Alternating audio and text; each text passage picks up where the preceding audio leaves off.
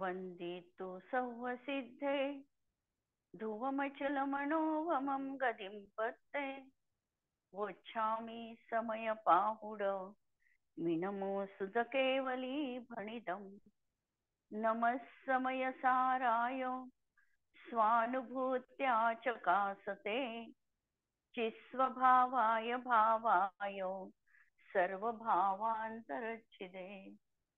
अंतिम शासन नायक 1008 भगवान महावीर स्वामी की जय। द्वादशांग श्रुत देवी की जय। स्वाध्याय कक्ष संपेपर्यंत आपणा सर्वांना चतुर्विध आहाराचा त्याग असणार आहे। समयसार ग्रंथ आपण बघतो आहे आणि निर्जरा अधिकार आमचा सुरू आहे। आणि निर्जरा म्हणजे काय, आम्ही प्रश्न पाहिलेले आहे, उत्तरही आम्ही बघितलेले आहे। निर्जरा काय आहे, तर निर्जरा 3 प्रकारांनी समयसार मध्ये सांगितलेली आहे।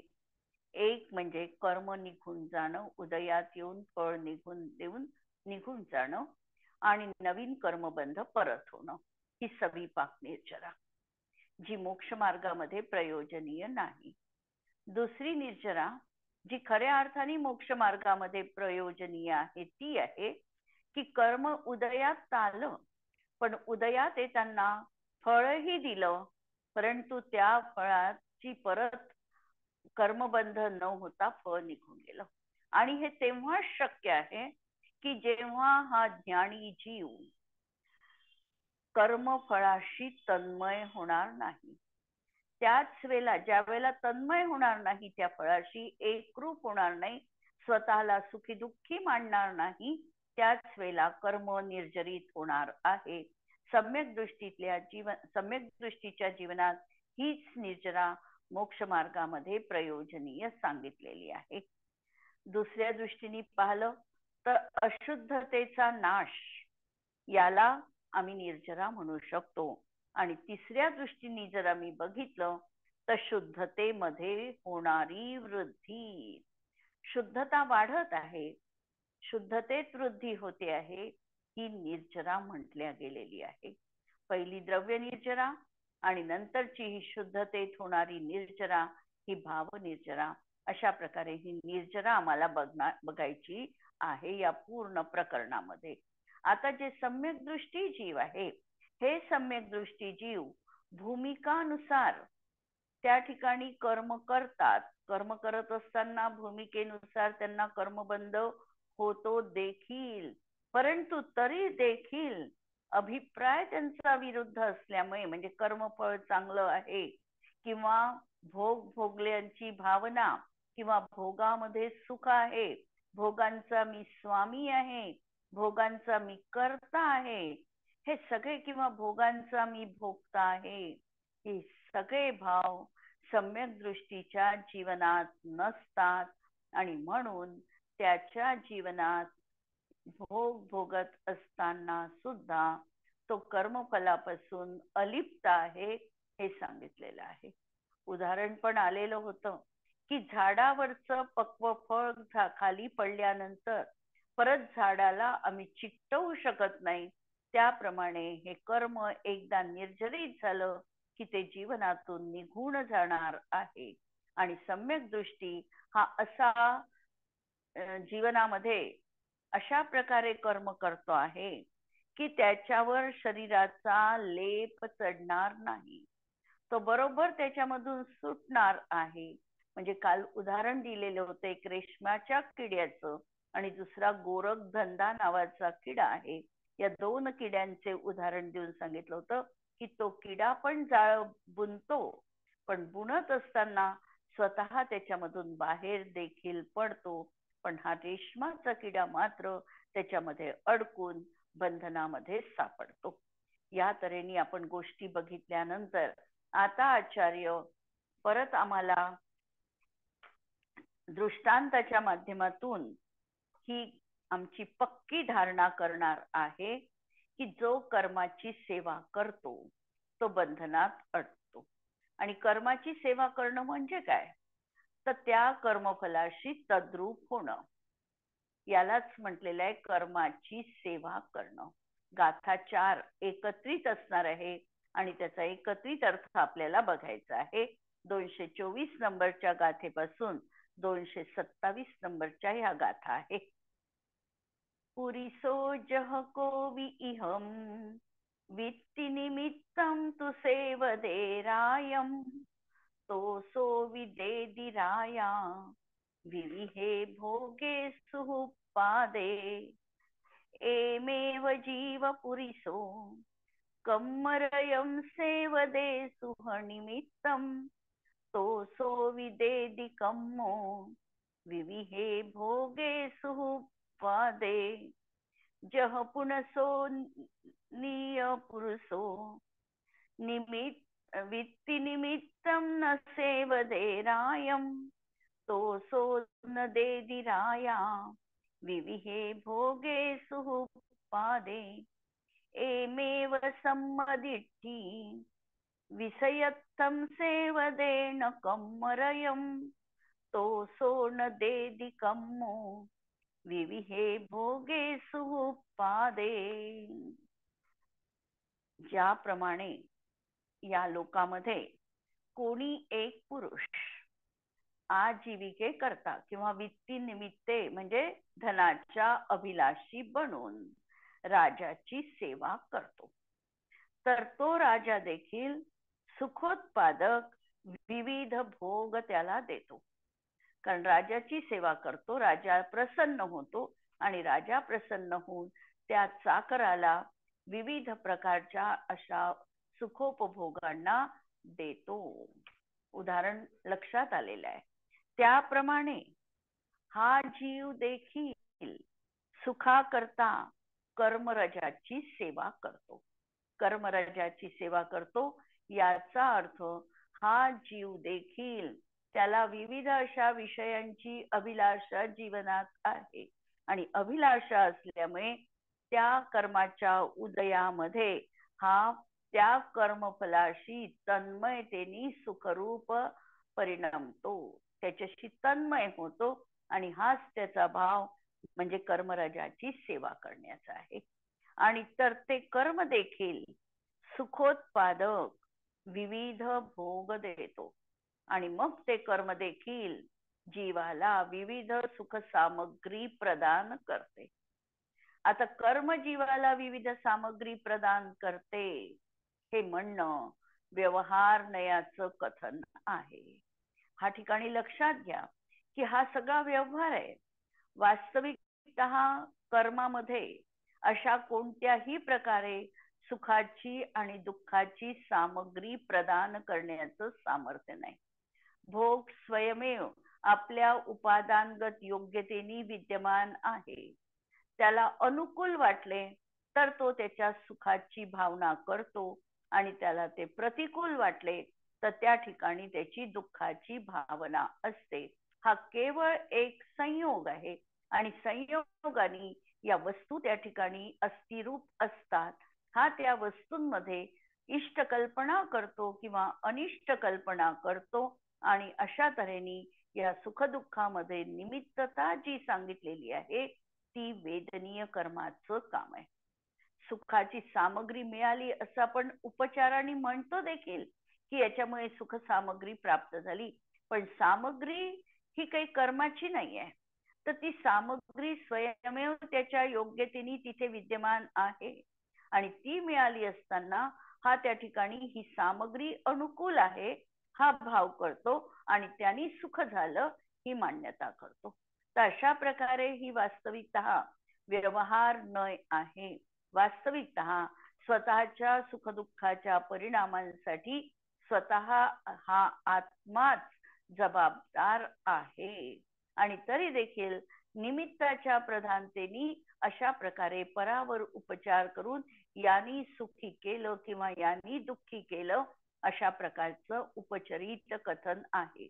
कथन केलं म्हणून बिघडलं नाही, पण तशा तऱ्हेची जर मान्यता बनवली, अभिप्राय जर आम्ही तसा बनवला तर ते मात्र चूक आहे.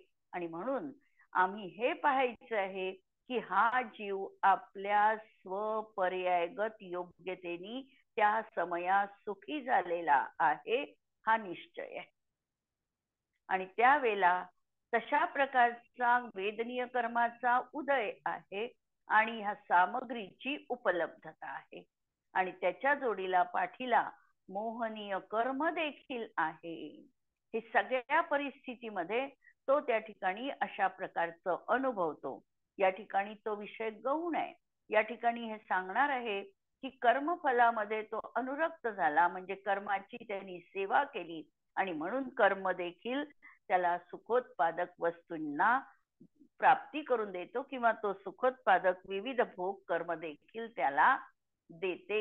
हे असं उपचरित कथन आहे, हे समजायचं आहे. आणि या कथनाला जर आम्ही वास्तविक तसंच्या तसं म्हटलं तर कर्म आम्हाला सुखदुःखाची सामग्री देते हे मानावं लागेल, पण असं वास्तविकतः नाही. पुन्हा ज्याप्रमाणे तोच पुरुष उपजीविकेसाठी राजाची सेवा करत नाही, तेव्हा तो राजा सुखोत्पादक अनेक भोग देखील देत नाही. जेव्हा तो सेवा करणार नाही तेव्हा त्याला भोग देखील तो राजा देत नाही. याप्रमाणे सम्मादिठी सम्यक दृष्टी जीव विषय भोगासाठी कर्मरजाला सेवित नाहीत, तेव्हा ते कर्म देखील सुखोत्पादक नाना भोगांना देत नाही. वरवर पाहताना या गाथा आम्हाला अगदी साध्या सरळ वाटतात, पण याच्यामधला मतितार्थ आम्हाला समजावा लागतो, तेव्हाच या गाथेचं पूर्ण आकलन आम्हाला म्हणजे होऊ शकतं.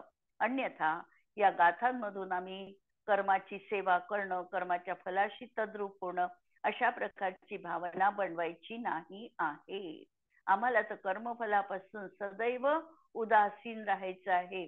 त्या कर्मफलाशी आम्ही जेवढं तन्मय होऊ तेवढा कर्मबंध आमच्या जीवनात आहे आणि त्या कर्मफलाला भोगत असताना आम्ही ज्ञानामध्ये स्थित राहू की मी माझा न्यायक स्वभावी आत्मा आहे, हा कर्माचा उदय आहे, तो स्वकाली आलेला आहे, मला माझ्या स्वभावात रत राहायचं आहे, हा भाव जर आम्ही त्या ठिकाणी व्यक्त केला तर आपोआपच आमचं कर्मबंधन देखील शिथिल होणार आहे. विशेषात टीका पहा. ज्याप्रमाणे कोणी पुरुष विशिष्ट फलासाठी राजाची सेवा करतो, तेव्हा राजा त्याला त्या सेवेचं फल देतो. तद्वत जीव फलासाठी कर्माची सेवा करतो तर कर्मही त्याला ते फल देतं. काहीतरी विशिष्ट हेतू अंतरंगामध्ये ठेवून सारख्या तशाच प्रकारची विषय भोगाची भावना आम्ही केली तर जीवनात यदा कदाचित त्याला तशा प्रकारचे भोग देखील मिळू शकतात. जसं आम्हाला माहिती आहे की निदानबंध जो व्यक्ती करतो त्या व्यक्तीमध्ये तो ती समोरचं नारायणाचं वैभव बघतो आणि नारायणाचं वैभव बघत असताना अंतरंगामध्ये भावना होते की अशा प्रकारचं वैभव मलाही जीवनात प्राप्त हो, आणि ही त्याची भावना निदानबंध मानून कारणीभूत ठरून त्याला तशा प्रकारचा भव जीवनात प्राप्त होतो सुद्धा. म्हणून कधी मिळतं सुद्धा, नाही मिळत असंही नाही. कर्माची सेवा करतो तर कर्मही त्याला ते फल देतं. आणि ज्याप्रमाणे तोच पुरुष फलासाठी राजाची सेवा करत नाही, तेव्हा तो राजा देखील त्याला ते फल देत नाही. तद्वत सम्यक दृष्टी फलाकरता कर्माचे सेवन करत नाही तर कर्मही त्याचे फल देत नाही. कर्मफल देत नाही याचा अर्थ तो कर्मबंधनात अडकत नाही, आणि हा कर्मबंधनात अडकतो. कर्माचं फल देतो याचा अर्थ तो कर्मबंधनात अडकतो आणि ज्ञानी मात्र कर्मबंधनात अडकत नाही. या गाथेचा आशय दोन प्रकारचा आहे. एकतर हा अज्ञानी विषय सुखासाठी अर्थात रंजित परिणामांसाठी उदयागत कर्माची सेवा करतो. हा अज्ञानी आहे आणि अज्ञानी असल्यामुळे रंजित परिणामासाठी मोह राग द्वेष संयुक्त परिणामाच्या माध्यमातून या कर्माची सेवा करतो, म्हणजे त्या कर्मामध्ये आसक्त होतो आणि ते कर्म वर्तमान काळी रंजित परिणाम देत. वर्तमान काळी उदय येत असताना सुद्धा त्याच्या जीवनात अशा प्रकारचा मोह राग द्वेष रूप भाव होतो आणि ज्ञानी मात्र विषय सुखासाठी कर्माची सेवा करत नाही आणि म्हणून ते कर्म त्याला रंजित परिणाम उत्पन्न करत नाही, म्हणजे राग द्वेष मोह रूप परिणाम करविणार नाही आणि जो परिणाम करविणार नाही त्याला नवीन कर्मबंध देखील होणार नाही. आणि दुसरा आशय, अज्ञानी सुखोत्पादक आगामी भोगाच्या अभिलाषेने व्रत तपादी शुभ कर्म करतो. हा अज्ञानी आहे आणि अज्ञानीला असं वाटतं की जीवनामध्ये आम्ही मंद परिणाम केले, व्रत तप जप आदी केले तर आम्हाला होऊ शकतात, अनेक मला विविध प्रकारच्या सुखोपभोगांची सामग्री प्राप्त होऊ शकते आणि म्हणून ते कर्म त्याला रागादी उत्पन्न करणाऱ्या आगामी भोगांना देतात. म्हणून त्याला जे काही भोग आता प्राप्त झालेले आहेत, हे भोग तर प्राप्त झाले पण त्याच्या माध्यमातून त्याला कधीही पुण्यानुबंधी पुण्य प्राप्त होऊ शकत नाही. ज्ञानी बाबत याचे विपरीत समजावे. ज्ञानी भावी भोगांच्या आकांक्षेने कर्म करत नाही, म्हणून त्याला आगामी कर्मबंध आणि त्याचे फलरूप आगामी भोग प्राप्त होत नाही. फलाची अपेक्षा ठेवून कर्म केले तर त्याचे फल म्हणजे कर्मबंध त्याला मिळतो आणि फललिप्सेशिवाय, फलाची अभिलाषा नाही आणि त्याच्याशिवाय कर्म केले तर त्याला कर्मबंध होऊ शकत नाही. अत्यंत महत्वाची अशा ह्या 4 गाथा आपल्या समोर आलेल्या आहेत. तात्पर्य वृत्तीमध्ये जयसेन आचार्यांनी याचा विशेष खुलासा केलेला आहे. ज्याप्रमाणे कोणी एक पुरुष आजीविकेसाठी राजाची सेवा करतो, तर राजा त्या सेवकाला विविध सुख उत्पादक अशी भोग सामग्री देते.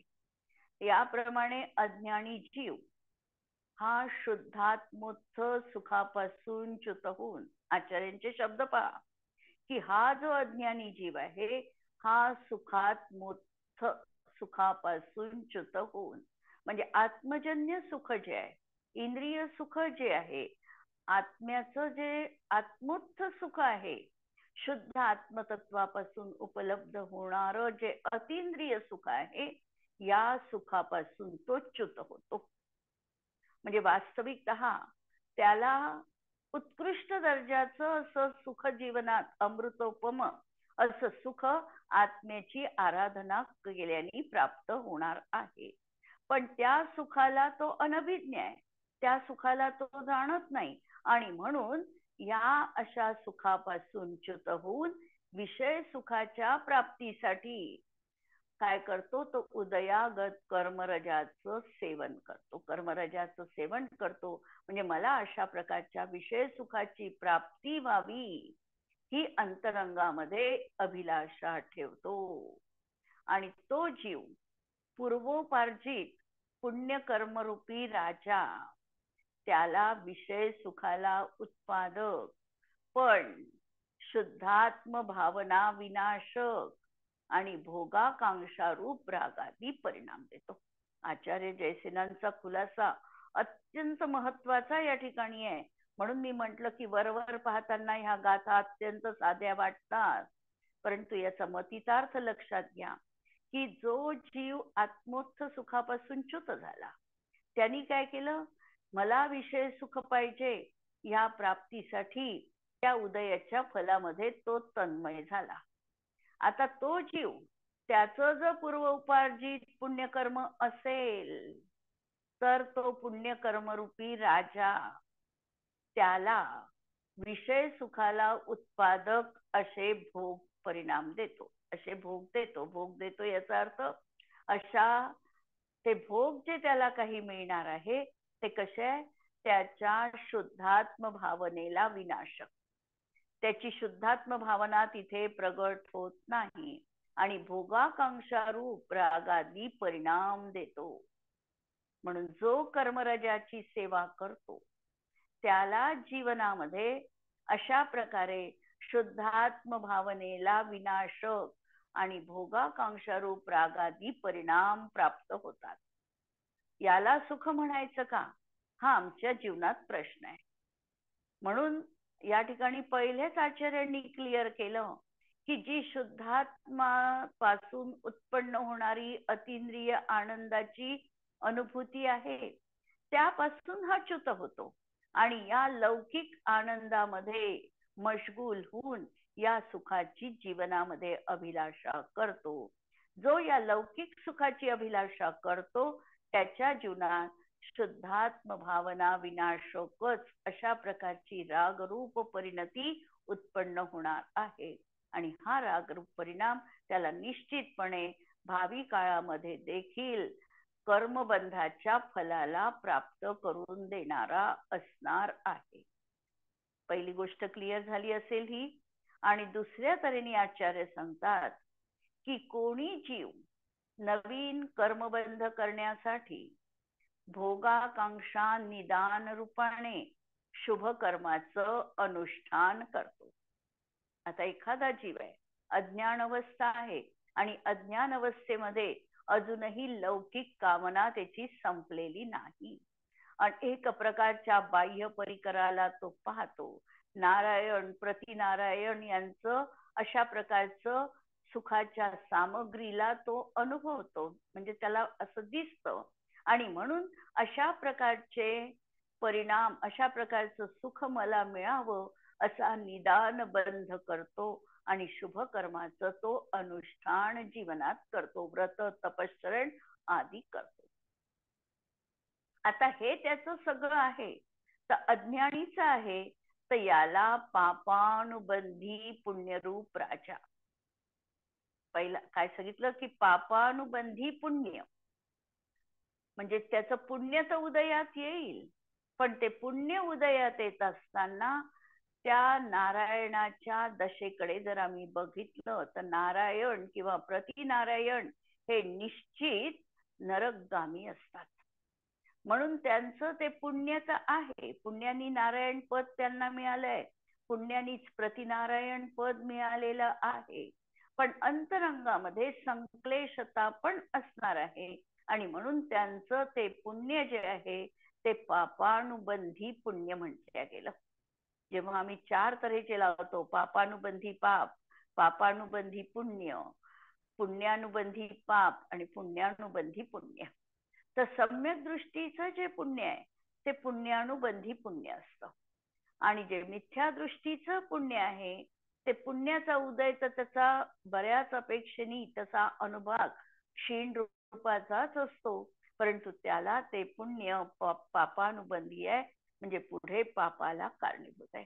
नारायणाचं पद भोगलं त्यांनी, पण परिणाम काय झाला, परिणाम नरकामध्ये जावं लागलं. तर अशा प्रकारचा हा पापानुबंधी पुण्यरूप राजा त्याला कालांतराने ते भोग देतो, पण ते निदान बंधनाने प्राप्त भोग, जे निदान बंधनाने प्राप्त झालेले भोग आहे त्यामुळे कधीही त्या भवामध्ये मोक्षाची प्राप्ती होऊ शकत नाही. जो निदान बंध करून भोगाची प्राप्ती होते असा चक्रवर्ती जरी असेल तरीही तो नरकगामी असतो, शुभम चक्रवर्ती. तर आम्हाला हे उदाहरण आठवायचे आहे. किंवा रावण कुठे गेला, नरकामध्ये गेला. कृष्ण कुठे गेला, नरकामध्ये गेला. म्हणून हे जे निदान बंधनानी प्राप्त झालेले भोग आहे हे रावणादी प्रमाणे नरकादी दुःख परंपरेला ते प्राप्त करवित. म्हणून जीवनामध्ये कधीही आमच्या देखील निदान बंध आम्ही करू नये. मला हे मिळालं पाहिजे किंवा या व्यक्तीला आज मी काही करू शकत नाही पण याचा मी कालांतराने बदला जरूर घेईल, ही भावना जीवनातून आम्हाला काढून टाकायची आहे.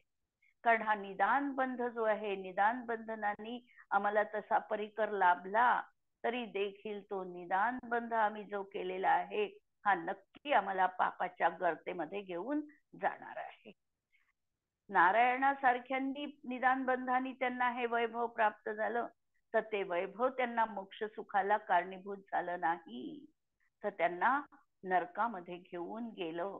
म्हणून हा या ठिकाणी सांगितलं की असे निदान बंधनानी प्राप्त भोग रावणादी प्रमाणे नरकादी दुःख प्राप्त करविते.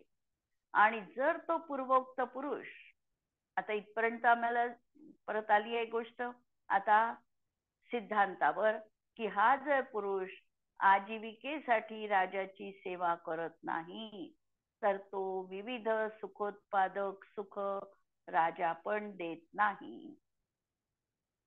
याप्रमाणे हा सम्यक दृष्टी जीव शुद्धात्म्याने होणाऱ्या वितरागी सुख, सम्यक दृष्टी जीव शुद्धात्म भावनेने उत्पन्न वितरागी सुखापासून च्युत होऊन विषय सुखासाठी पूर्वोपार्जित उदयागत कर्म प्रजाला उपादेय बुद्धीने सेवत नाही, तेव्हा ते कर्म पण विषय सुखात उत्पादक शुद्धात्म भावना विनाशक भोगाकांक्षा रूप रागादी परिणामांना देत नाही. आणि सम्यक दृष्टी आहे, जर तो अशा प्रकारे आपल्या वितरागी भावनेपासून च्युत झाला नाही, विषय सुखासाठी तो कर्मरजाला उपादेय मानणार नाही, तर ते कर्म देखील त्याला अशा प्रकारचं फळ देत नाही. तोच सम्यक दृष्टी जीव निर्विकल्प समाधीच्या अभावात अनुष्ठान अशक्य असल्यामुळे, आता त्याची परिस्थिती पहा, तो आता जरी शुद्धात्म भावनेपासून थोडाफार च्युत झालेला आहे आणि शुद्धात्म्यामध्ये तो राहू शकत नाही, निर्विकल्प समाधीमध्ये राहू शकत नाही, असा अशक्य असल्यामुळे विषय सुखांपासून वाचण्यासाठी व्रत शील दान पूजा आदी शुभ कर्मरूप अनुष्ठान करतो. तरीही भोगाकांक्षा रूप निदान बंधाने पुण्यकर्माचे अनुष्ठान करत नाही, तेव्हा ते पुण्यानुबंधी पुण्यकर्म भवांतराने तीर्थंकर चक्रवर्ती बलदेव आदी अभ्युदय रूपाने उदयात येतात आणि पूर्वी भावित भेदविज्ञानाच्या भावना बलाने त्याला तशा प्रकारचं आत्मोत्थ सुख देखील प्राप्त होतं. पहा, इतकं क्लिअर आचार्यांनी या गाथेच्या टीकेमध्ये जयसेनाचार्यांनी लिहिलेली आहे की आमचं कुठेही कन्फ्युजन या ठिकाणी नाही. आचार्यांना सांगायचं आहे की हे जे कर्मरजाची सेवा करणं, त्या फलाशी हा सद्रूप होणं, याचा अर्थ आहे की तो आपल्या आत्मीय सुखापासून आत्मोत्थ सुखापासून च्युत झालेला आहे. आणि जो च्युत होईल तो जो विषय सुखाच्या प्राप्तीसाठी अशा प्रकारे त्या कर्माचा अनुरागी बनेल, तर त्याला जीवनात निश्चितपणे कर्मबंध आहे. आता एखादा सम्यक दृष्टी जीव तात्पुरता उपयोगापासून च्युत झालाही असेल, पण लब्धिरूप सम्यक्त्व त्याचं जर जीवनात असेल तर शुभोपयोगाच्या भूमिकेत आल्यावर त्याला व्रत शील जप तप हे परिणाम निश्चितपणे त्याच्या जीवनात दिसणार आहे. पण असे परिणाम दिसले तरी देखील त्यांनी मला हे चांगले आहे, शुभ परिणाम हे मला कर्ण उपादेय आहे, ही बुद्धी त्याची नाही, केवळ शुद्धात जाऊ शकत नाही, म्हणून अपरिहार्यपणे ही शुभाची भूमिका त्याच्या जीवनात त्यांनी स्वीकारलेली आहे आणि म्हणून त्या कर्मफलाशी तो तन्मय होत नाही आणि म्हणून भेद विज्ञानाची भावना बलवती ठरून त्याला आत्मीय सुखाकडे घेऊन जाते. आशय या गाथेचा स्पष्ट आहे की अज्ञानी विषय सुखासाठी कर्माची सेवा करतो तर कर्म त्याला रंजित परिणाम देतो. रंजित परिणाम देतो, हा शब्द रंजित मोह राग द्वेष युक्त परिणाम देतो. म्हणजे जे भोग भोगण्याची त्याची इच्छा आहे ती भावी काळामध्ये फलवती होईल न होईल, पण आता तर मात्र त्याचे परिणाम हे मोह राग द्वेष रूप मलिन झालेले आहे. आणि अज्ञानी विषय सुखासाठी आणि भोगाकांक्षेसाठी व्रत तप करतो. उलट सम्यक दृष्टी अशा प्रकारे कुठलेही फल जीवनात प्राप्त व्हावं म्हणून कर्म करत नाही. मला अनुकूल भोग मिळावे, त्यात आनंद आहे, असा रणजित परिणाम ज्ञानीचा कधीही असत नाही. कारण त्याला रागाच्या रसामध्ये रुची नाही, रागामध्ये एकत्व नाही. आमच्या समोर हा द्रव्यानुयोगाचा ग्रंथ आहे आणि द्रव्यानुयोगामध्ये हे जे वर्णन आहे हे अत्यंत परखडपणे आचार्य या ठिकाणी सांगत आहे. जर आम्ही चरणानुयोगाचं शास्त्र उघडलं रत्नाकरण सारखं, तर आम्हाला तिथे दिसतं की त्यामध्ये सम्यक दृष्टीची महती सांगणारे अनेक असे श्लोक आलेले आहेत. आणि त्या श्लोकांमध्ये सांगितलं की हा सम्यक दृष्टी जीव जीवनामध्ये काय काय प्राप्त करत नाही. तर त्याला सांगितलं की ओजस तेजो विद्या वीर्य विषय वीर्य विभवसना ओजस तेजो विद्या वीर्य यशो वृद्धि विजय विभवसनाथा मोहकुला महार्था मानव तिलका भवंती दर्शन पूता. म्हणजे सगळ्या प्रकारच्या सुखोपभोगाची सामग्री त्याच्या जीवनात त्याला प्राप्त होतं. चरणानुयोगाची महती सांगताना आचार्य रत्नकरण शावकाचार मध्ये सम्यक दृष्टीच्या महतीची ही कारिका ठेवतात. पण असं असताना आम्ही या दोन मध्ये संतुलन कसं साधायचं हे साधत असताना हा जो सम्यक दृष्टी आहे हे भोग मला मिळावं या अभिलाषेने रहित आहे. जशी एखादी व्यक्ती समोर चालते आहे आणि ऊन जर पाठीमागून असेल तर त्याची सावली ज्याप्रमाणे त्याची सावली त्याच्या सोबतच असते, त्याप्रमाणे हे जे सुख आहे हे सतत सम्यक दृष्टीच्या सोबत असतात.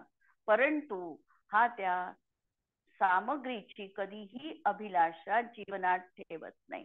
एखादी व्यक्ती गवत पेरण्यास म्हणजे गवत मिळावं म्हणून कधीही गहू लावत नाही. गहू लावला तो गव्हाचं मिळावं म्हणूनच त्यांनी गहू लावलेला आहे. पण त्या अनुषंगाने जसं हे तृण सहज त्याला मिळतं, त्याप्रमाणे सम्यक दृष्टीच्या जीवनात देखील सतत आत्म आराधनेचीच भावना महत्वपूर्ण असते. पण हे होत असताना हे जे असे विशेष सुखारूपी हे तृण आहे त्याला तो कसपटाप्रमाणे लेखतो, हे त्याच्या जीवनात सहज त्याला मिळतात आहे. पण त्या फलाविषयीचा तो अत्यंत उदासीन भाव हाच त्याच्या जीवनात असणार आहे. आणि या गाथेचा प्रयोग आम्ही देखील जीवनात हा करू शकतो की आम्ही देखील निरंतर आमच्या आत्म्याची आराधना करण्यासाठी मला प्रत्येक माझ्या आयुष्याचा क्षण व्यतीत व्हावा किंवा प्रत्येक श्वास हा त्याच कामासाठी माझा उपयोगी यावा अशी निरंतर भावना जीवनामध्ये आम्हाला ठेवायची आहे. जर आमचा उपयोग आम्हाला म्हणजे आम्ही परसमयी न होता, परसमय म्हणजे बाकीच्या कम्मपदे सठ्ठिदम चतम जाण परसमयम याच्यामध्ये आम्हाला स्थित राहायचं नाही, तर आम्हाला दर्शन ज्ञान चारित्र्याच्या परिणामामध्येच निरंतर स्थित राहता आलं पाहिजे. हा प्रयत्न हा पुरुषार्थ या गाथेच्या अनुषंगाने आम्हाला करायचा आहे. आणि आज आपण इथे थांबतो आहे. गाथा अत्यंत चारी महत्वाच्या आहे आणि चारीचा भाव आपल्याला हा समजायचा आहे. जिनवाणी के ज्ञान ते सूझे लोकालोक, सो जिनवाणी मस्तक नमो सदा देत हो. नमो अरिहंताणम नमो सिद्धाणम नमो आयर्याणम नमो वज्रायाणम नमो लोये सवसाहुणम. सर्वांना जय जिनेंद्र.